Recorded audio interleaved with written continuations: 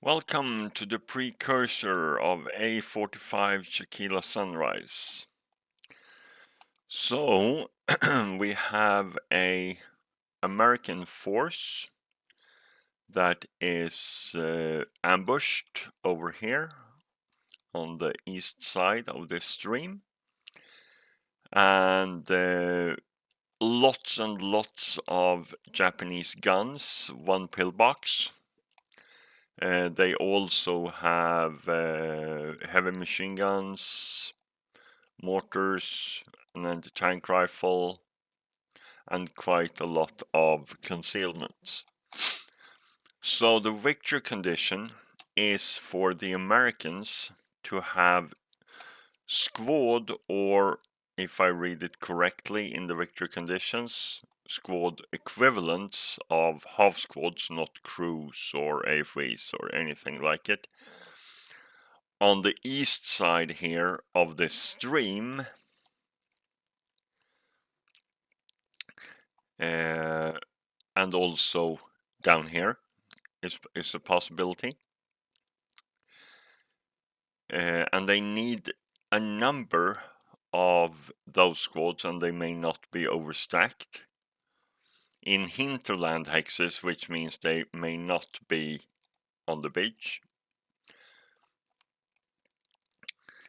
And they need a number of squads that is 2 more than the current turn number, and that is checked at the end of every game turn. So after the after the Japanese play turn. We still have a road going over the map. It is dense jungle, which means that there might be straying inside the jungle. We also have that it is inherent terrain, so hex sites actually block line of sight. So it is like bamboo in that respect. It's 2 levels high, but that doesn't matter here. We also have a beach, and that is sand, which is chapter F rolls. But we have wet environmental conditions, so it is hard sand. So it is somewhat easier to move tanks there, because the Americans on turn 3 get substantial reinforcement with OBA and some tank destroyers. So those can help. The problem, of course, is to get line of sight and not to get too close to the Japanese, because in close quarters fighting, the Japanese are quite deadly. So that is it. It's a long scenario. It is 10 turns long.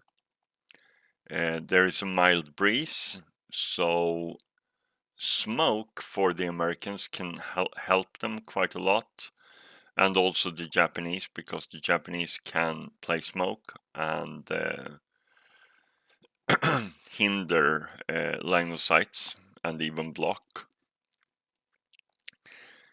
so they can avoid the devastating firepower of American units. What else is there to say? It's 1944, no quarter is in effect.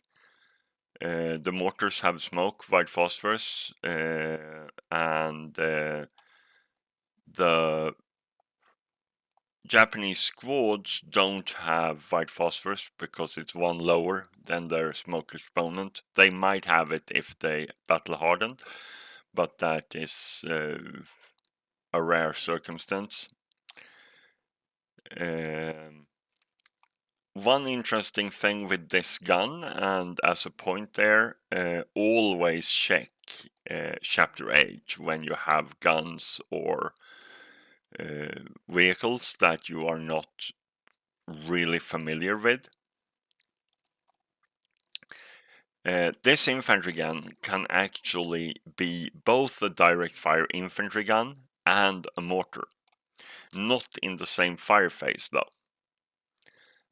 But as a mortar, it can fire 3 to 70 hexes, and then all indirect fire things apply, as if this would be a mortar. So it can fire indirect fire, area target type, and retain rate of fire, for example. And they also get airburst, of course.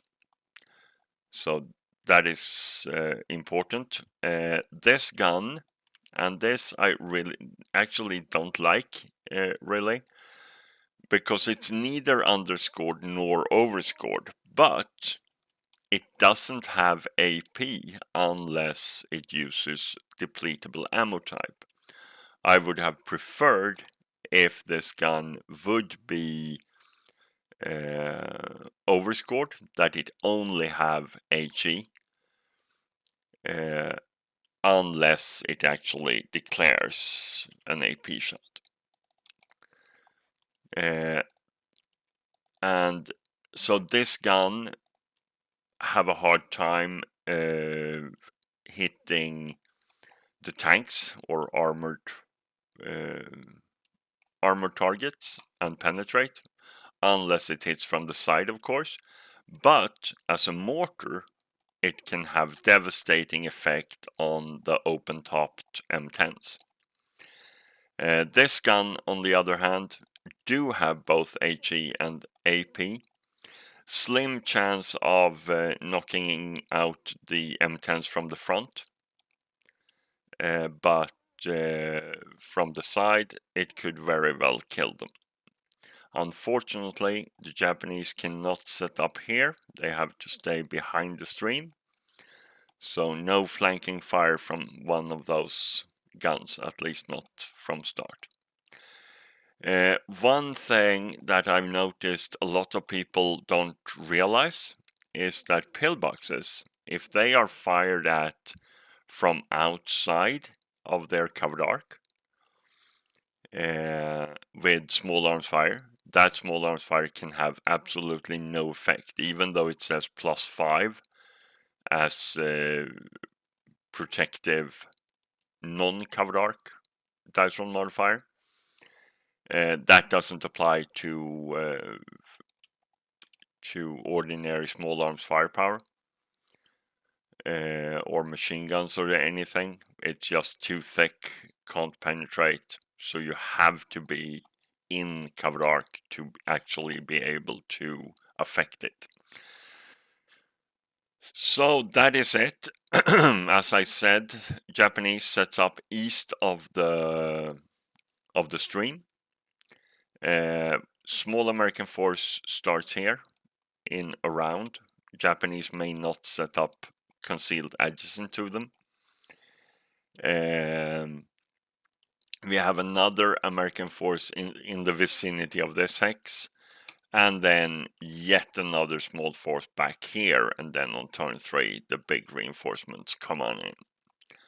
So I guess that is it. So the Americans need to cross the stream with enough infantry, and the Japanese have to stop that from happening.